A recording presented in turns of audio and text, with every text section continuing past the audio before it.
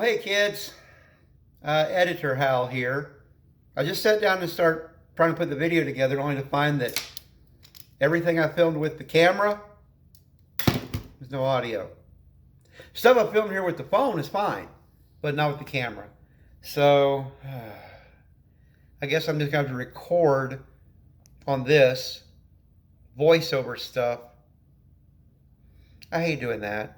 It's going to make such a terrible video, but I can't go through and just re-cook everything. So, I don't know. See what happens. Stand by. I always hope for the best. Experience, unfortunately, has taught me to expect the worst. So today we're going to take a stab at meatloaf, homemade potato salad, and some seasoned green beans just for fun. So here's our ingredients list for today. For the potato salad, of course, a bag of potatoes, a big jar of mayonnaise, some mustard, scallion. Now, scallions, that's just me. You don't have to add onions in your potato salad if you don't want. And, of course, sweet relish. Now, for the meatloaf, package of hamburger meat, ground beef, whatever you want to call it, Italian-style breadcrumbs, vegetable soup mix, petite diced tomato. This one has onion, celery, and green pepper in it, but you notice it's petite diced. You don't want big chunks of tomatoes. You want them small, chopped up small. And of course, eggs. And just because I had something with it, some nice Margaret Holmes seasoned Italian green beans. So there's what we're working with. So let's get to it, shall we? Okay, for starters, we want a big mixing bowl. We'll dump in our ground beef, and we'll start mixing stuff in with it. For starters, vegetable soup mix. As the meat cooks and the juices start to boil, it'll reconstitute the dehydrated vegetables in the soup mix, add a lot of flavor. Now, the Italian breadcrumbs and the eggs, think of that as adding in concrete. It's basically going to give structure to the hamburger meat to hold it together so it doesn't just crumble and fall apart. The Worcestershire sauce, put about a tablespoon. And of course, my scallions. Again, that's personal taste. Now, the tiny diced tomatoes, drain them and put about half a can, and we're going to mix it in. Now, you want to put about a tablespoon of salt. Me personally, I like garlic salt. And then a nice potato masher to mix it up. A lot of people like to dig their fingers in. I'm just not a fan of that. So yeah, mix, mix, mix. Get it really, really well mixed, especially the eggs and the breadcrumbs. You want that mixed all the way through. You don't want little gooey clumps of egg or little dry clumps of breadcrumbs. It's got to be thoroughly mixed. So yeah, this is like the director's commentary. Okay, we've got a nice oven-safe baking dish.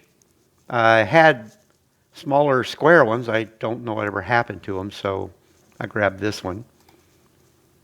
But yeah, don't use something that'll break. And the glass ones are really good because they seem to get really, really hot. Okay, mash it in really good. You want it very, very solid and firm. See how I'm mashing the top down flat? Also, going around the edges, getting it away from the bowl. You want a nice little gap kind of go around the edge there. So as it cooks, there'll be space for the juice and for the hot air to get in around it. Oh yeah, and barbecue sauce. I don't know why people put ketchup on the top. Okay, we preheat our oven. 350. Take our meatloaf. Stick it in. Go watch the game or something, because this is going to be a while. I went ahead and set the timer to 45 minutes. I'm guessing actually it'll take probably a little longer than that, but at the end of 45 minutes, I'll check on it, see if it's done through and through. Well, it's been 45 minutes. Let's see where we are. You see how it's bubbling and all that juice? Yeah, that juice is grease. And you know how much I love grease. So what we're going to do, take that out, drain the grease, and then put it back in the oven for a little while longer. Okay, now it's about halfway through. It's been 45 minutes and it's boiling in grease. So we want to dump some of that grease out because it's basically boiling and we want it to bake.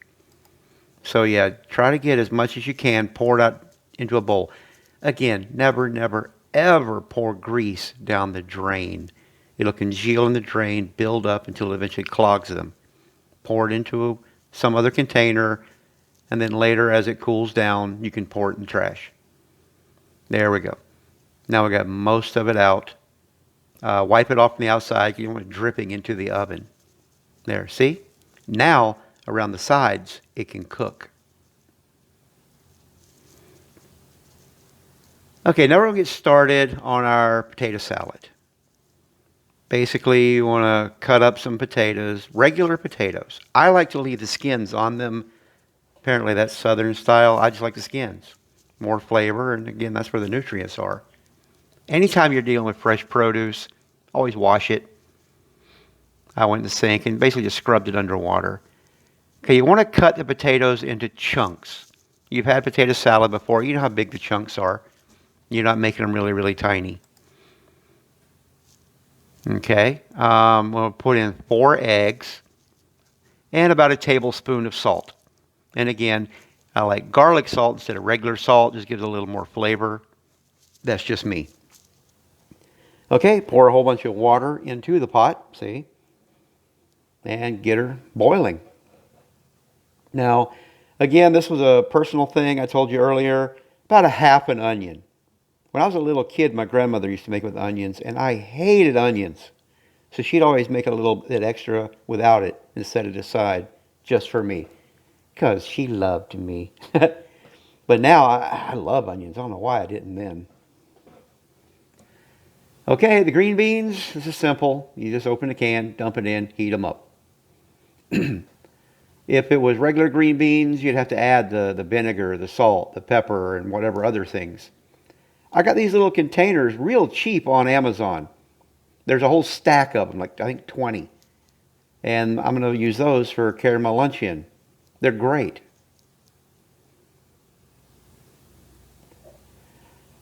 Okay, yeah, stir and stir. You're going to check to see if your potatoes are about ready.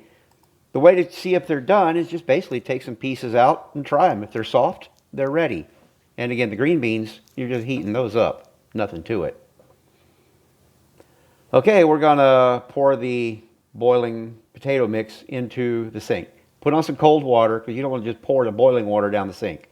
It can cause stress on the plastic, the PVC pipes. Okay, dump it all back in. Now I put the boiled eggs into some cold water in the sink because they're too hot to handle. Okay, now when you're going to put all these ingredients in, mustard and pickle relish and mayonnaise, go easy on it at first.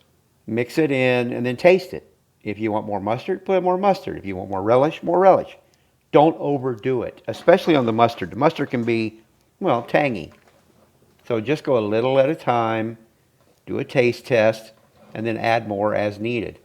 You are going to add a whole lot of mayonnaise because potatoes and mayonnaise is basically all it is. The other stuff is just kind of seasonings.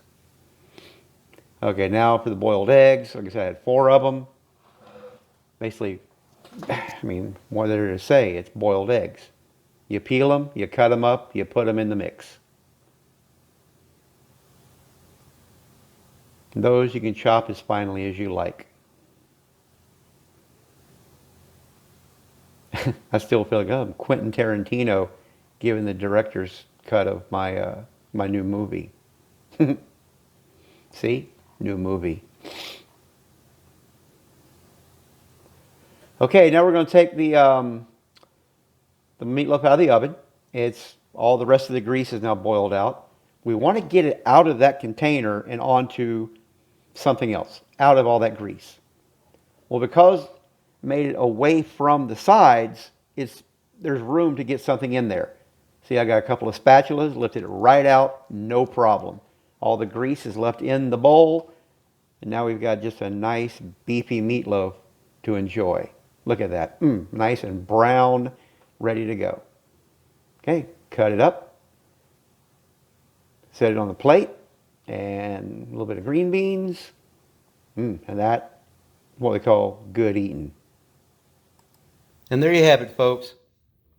Meatloaf, homemade potato salad, and delicious seasoned green beans. That'll make a nice supper, but also, it'll make a nice lunch at work for the next few days at work. And all it took was just some cooking. The biggest part of this is time. You know, it takes quite a while to cook a meatloaf. This didn't take long, and this is just heating up a can of green beans. That was easy.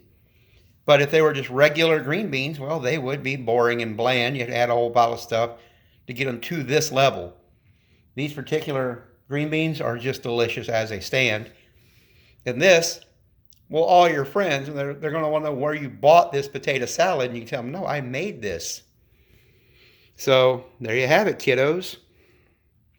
Just in case you missed, that's what the inside of the meatloaf looks like. You see tomatoes and vegetables and all kind of good stuff. Just a little brown on the outside. You still see the barbecue sauce on the top.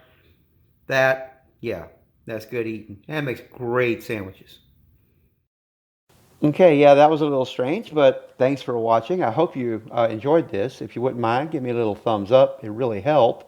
And as always, be seeing you.